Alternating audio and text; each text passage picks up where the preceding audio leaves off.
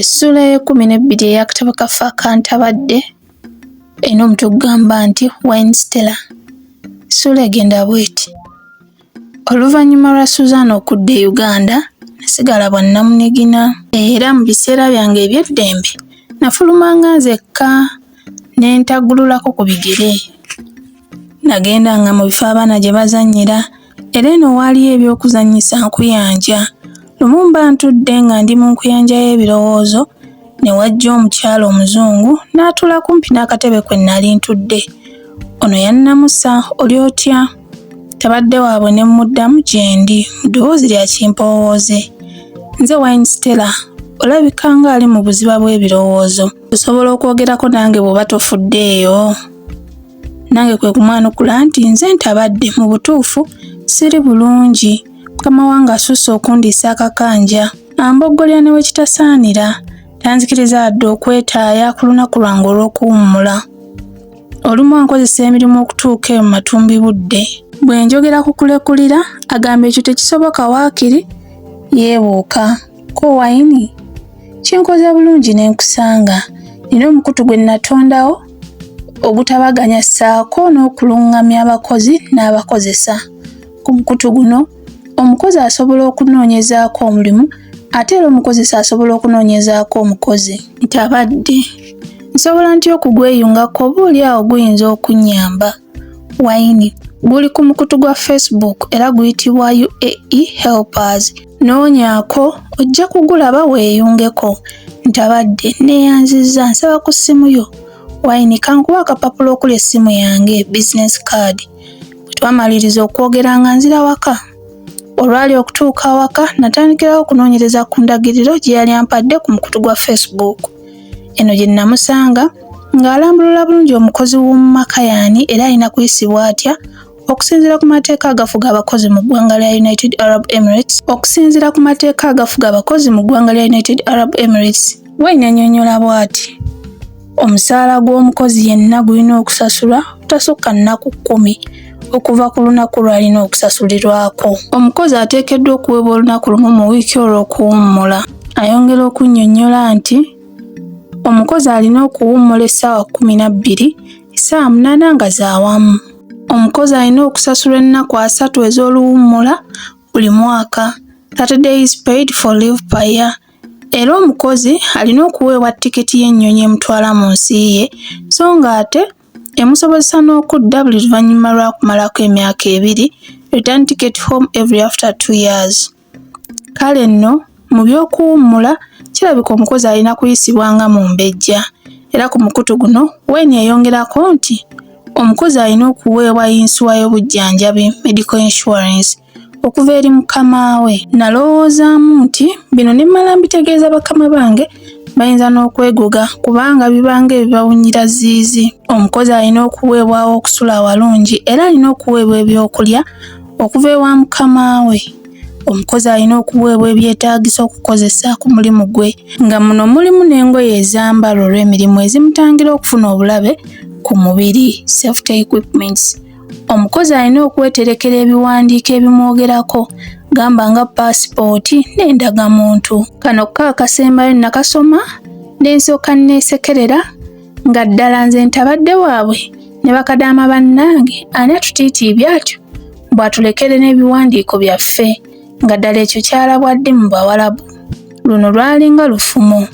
Omukozi oba omukozesa wa ddembe okuwaaba eri bekikwatako singa wabaawo obutakkaanya wakati wa bombiriri. Olwo ekitongole ky'eggwanga ekikwasaganya ensonga z'abakozi n'abayingira mu ggwanga lino, Ministry of Human Resource and Immigration, kirina okugonjoola ensonga mu wiiki 2. Singa balemererwa babasindika mu kkooti. Bw'ati Wine bw'annyonnyola okusinziira ku mateeka g'abakozi bonna nga mwotwalidde n'abakola awaka. Ono alina okugobererwa era omukozi wa ddembe okwekubira endulu singa wabaawo ekitatambula bulungi. Nakizuula nti bakadaama abasinga baali tebabimanyiiko kubanga ebiseera ebisinga obudde bwaffe obw'eddembe tubumalira ku mikutu gimugatta abantu social media nga tukolokota bannaffe kwemola na kujerega balala. Mukazi wattu Wine yateranga okuwa ku bakozi bawaka amagezi bw'ati: omukozi weewale nnyo okugeraageranya amaka g'olimu ku malala. buli maka gaba n'ebyago. Omukozi togeraageranyanga musaala gwo ku gw'amaka amalala, buli maka galina enfuna yaago. Leka kugamba nti wali baali bampa ssente nnyingi kyokka mmwe mumpa ntono. Bw'olaba ssente ezikuweebwa ntono okusinziira ku ky'obadde osuubira, gaanirawo omulimu.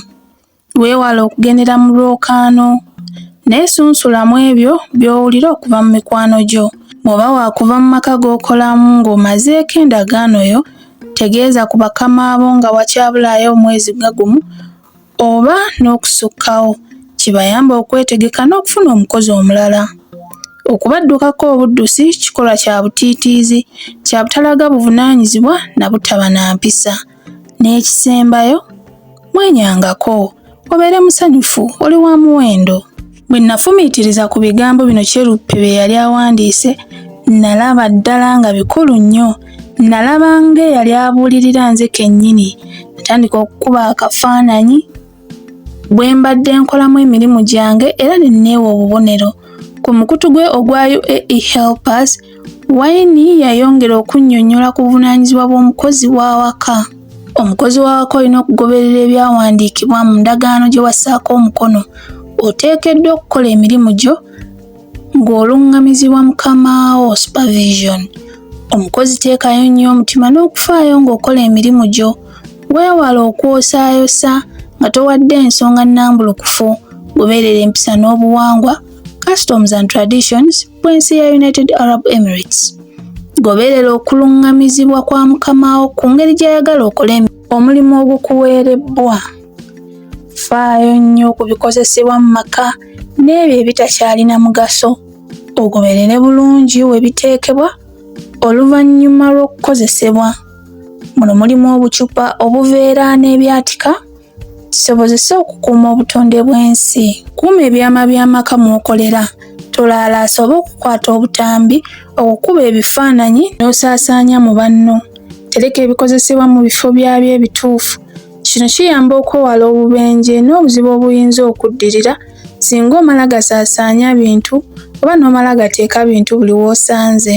Yambako mu biseera by'ebigwa tebiraze mu maka g'okolamu.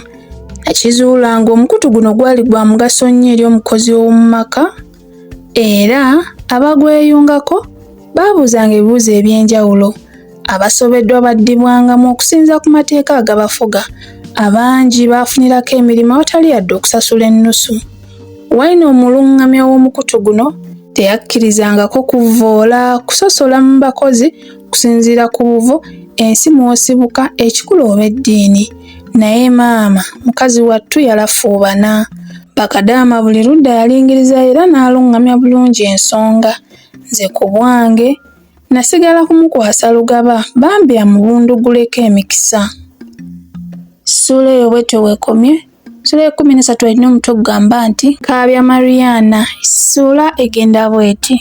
Omukyala Mariana, maama wa Tim, yali alina obuzibu n'amannyo ge era yateranga okuleeta omukugu okugakebera kumpi buli luvannyuma lwa myezi 3. Oluzungu lw'omukyala ono lwali lwamuswaba era Tim aba atandika okusoma mu ssomero eppya. Mariana kyava ntegeeza nga bwe nali ngenda okubeera mu lukuŋŋaana lw'essomero ly'abaana ku mukutu gwa Skype. Munnange yaleka nsuniddeko ku ngeri gye nalina okugibeerako wamu n'omuto. Akaseera katuuka nga twegatta ku mukutu. Wano omusomesa yeeyanjula era oluvannyuma n'ayanjula n'abayizi be yali asuubira okusomesa. Kuno n'erinnya lya Timofey lyawulikika n'ekifaananyi kye ne kitimbibwa. Siikuriisi eyo akaseera katuuka. Omusomesa n'aggulawo eri buli muyizi abeeko ky'abuuza oba ky'ayogera. Wano nno abayizi baawanikanga emikono nga gw'alonda y'ayogera. Ne Ttiimu ng'awanika mukono. Bannange nalemererwa okumugatta ku mukutu asobole okwogera. Omusomesa akanyanga kimu, Natasha nyiga wano, nyiga wali. Ekyamazima nasoberwa anti olwo amasimu gankubirwa ag'akaleekereeke okuva mu bazadde bombiriri. Baakanyanga nyiga wano oba onyiga nga n'omulala akuba. Taata w'omwana kyava asindikira eddoboozi erigamba nti Natasha, it's not rocket science. How do you fail to connect something simple? Bw'akantu akatono akateetaaga wadde okuwagala obwongo kannema katya. Naye ng'ekituufu kiri nti byali binnemye. munnange ttiimu yafundikira tayogeddera musomesa era olw'obusungu yatulika n'akaaba nga bw'aŋŋamba Bad African Girl Natasha. Bino yabyogera olukuŋŋaana lugenda mu maaso nga nze Nooro ntunula mpwangali ng'embwa esudde ekyuma. Waba wayiseewo essaawa nga 2 nakyala n'agguka. Ku mulundi guno yaddira mu takisi. Ndowooza agavuga gaamubula. Olwaggulawo bw'ati n'ampa oluyi lutonziriranga. Mba nkyawunze n'atema omulanga naye nga mpuliramu kimu timukika, ebirala yakaabanga abyogera mu lwewaabwe.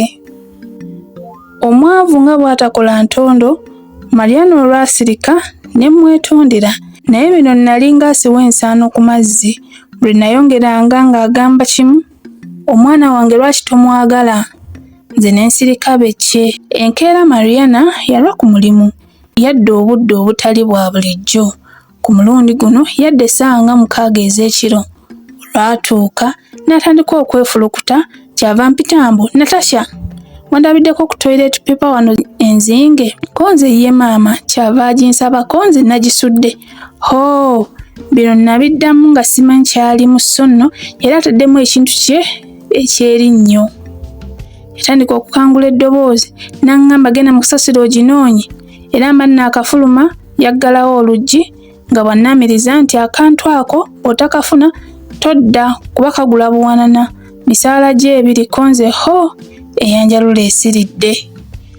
Ng'akabanga keetoolodde nalinda okugulirwawo nga buteerere era mu ssaawa nga 7 nakuba akadendawo oba nzigulirwa nga wa.